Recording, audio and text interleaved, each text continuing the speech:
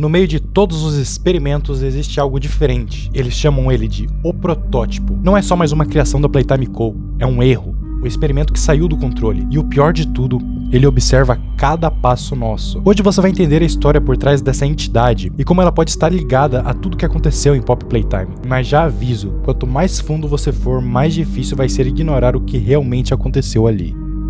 O protótipo é descrito como astuto, inteligente e violento. Ele é referido como Experimento 1006 ou simplesmente o protótipo. O Dr. Harley Sauer acreditava que um segredo inestimável se escondia dentro do protótipo e estava determinado a descobri-lo. O protótipo foi o orquestrador da Hora da Alegria. Esse evento ocorreu na fábrica da Playtime Co. em 1995, causando a morte de inúmeros funcionários e visitantes pelas mãos de muitos dos experimentos da empresa. O protótipo utilizava sua antiga identidade, Oliver, para vigiar seus inimigos e enganar Pop.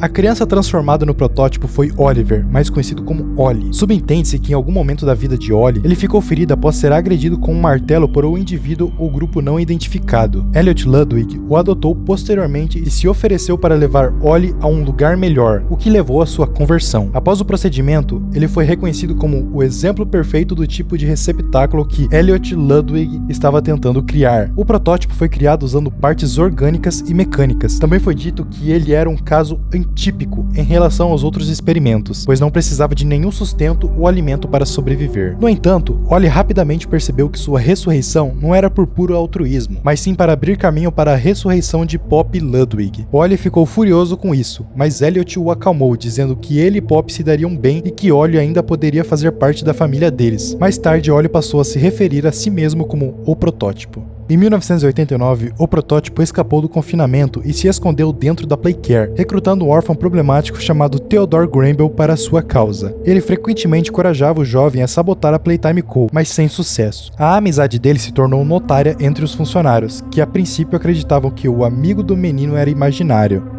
Um dia, Theodore recebeu instruções do 1006 para abrir uma porta de manutenção na creche usando 2 grab packs roubados em mãos verdes, para que ambos pudessem abrir um portão na escola e escapar. Mas devido à sua pouca idade e falta de experiência, Theodore sobrecarregou a mão verde, eletrocutando-se e precisando de atendimento médico imediato. Embora tenha conseguido abrir a porta, o protótipo escolheu sacrificar a sua liberdade para salvar Theodore. Ele levou o menino ferido ao escritório de Thomas Clark, que o avistou. Leif Pierre foi informado sobre a estranha criatura. Após o incidente, os funcionários descobriram o protótipo Pop e o corpo de Elliot escondido sobre a Playcare. Ele não havia informado ninguém mais da empresa sobre a existência de seus experimentos. Isso levou a investigação para rastrear ex-membros do programa Jovem Gênios e a contratação de vários cientistas da Playtime Co., incluindo Harley Sauer. Os cientistas passaram a chamá-lo de O Protótipo, o mesmo nome que o protótipo usava para se descrever. Embora alguns membros da equipe científica temessem o protótipo e quisessem que ele fosse destruído, Sauer relutava para fazê-lo, considerando o protótipo e sua inteligência valiosa. Foi relatado que o protótipo demonstrava uma nova característica de si mesmo a cada sessão, sendo uma figura interessante para examinar. Os cientistas disseram que ele era muito manipulador e possuía altos níveis de inteligência.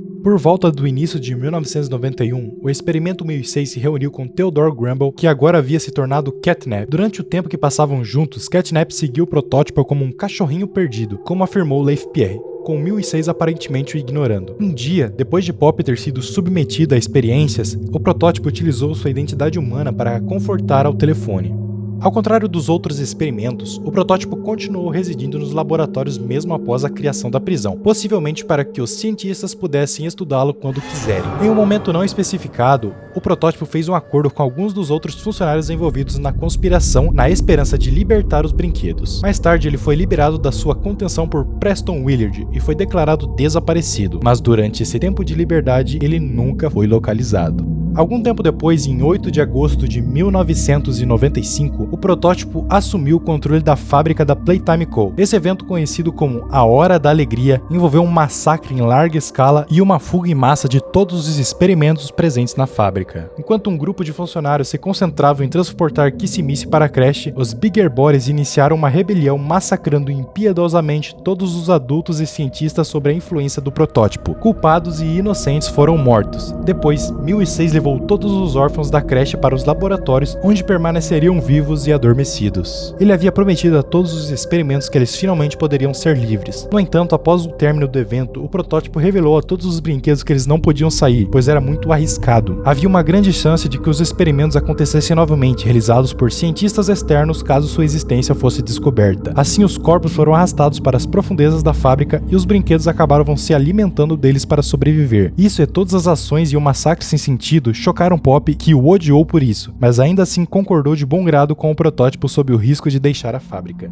10 dias após a Hora da Alegria, o protótipo encontraria Preston Willard e Jessica Newman, sobreviventes que ele transformou em um experimento e matou respectivamente. Ele usaria Preston para conversar e desabafar suas frustrações, já que Preston era incapaz de responder em sua pequena forma de brinquedo. O protótipo encontrou-se com Harley Sauer, a quem ele deliberadamente poupou durante o evento. Ele disse ao doutor que suas sugestões até então haviam falhado e questionou se era uma boa ideia poupá-lo. Sauer respondeu que mais tempo era necessário, mas o protótipo afirmou que eles não tinham mais tempo. Sauer sugeriu que ele encontrasse mais tempo ou lhe desse acesso ao laboratório, mas o protótipo negou seu pedido dizendo-lhe para ficar onde estava. Sauer disse que isso que ele estava tentando realizar não poderia ser feito rapidamente, levando o protótipo a perguntar qual era sua utilidade nesse caso. Sauer respondeu que ele era a melhor opção do protótipo, o que satisfez 1006. Ele disse ao doutor que tentaria novamente, mas o advertiu de que se ele estivesse ganhando tempo ou pior, deveria se lembrar de que sua utilidade era o único motivo pelo qual ele não era desmembrado em carne e peças de reposição. Durante esse tempo, o protótipo conduzia seus próprios experimentos com a ajuda de Sauer, virando muitos brinquedos que ele considerava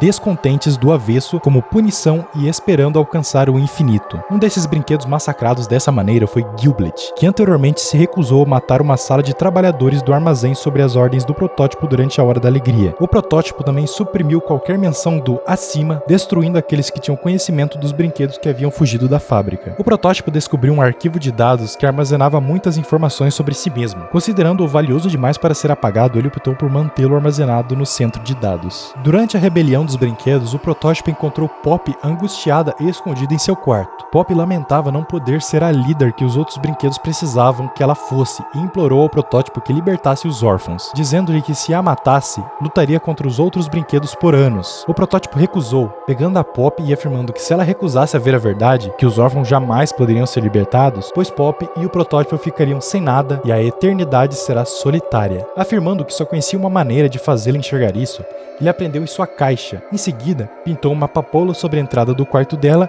e marcou a pintura com avisos que qualquer um que se aproximasse se mantivesse afastado.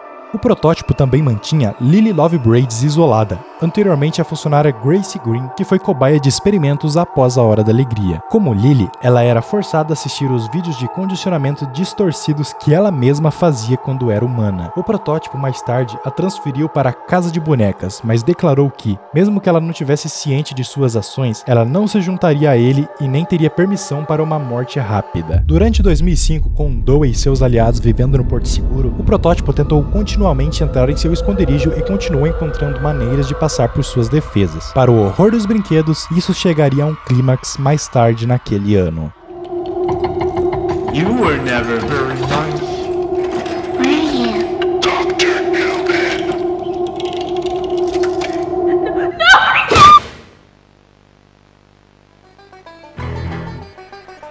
Mas esse foi o vídeo de hoje, eu espero muito mesmo de coração que vocês tenham gostado. Então não se esqueça de se inscrever no canal, deixar o like e compartilhar com todo mundo. Obrigado a todos por assistir e até a próxima.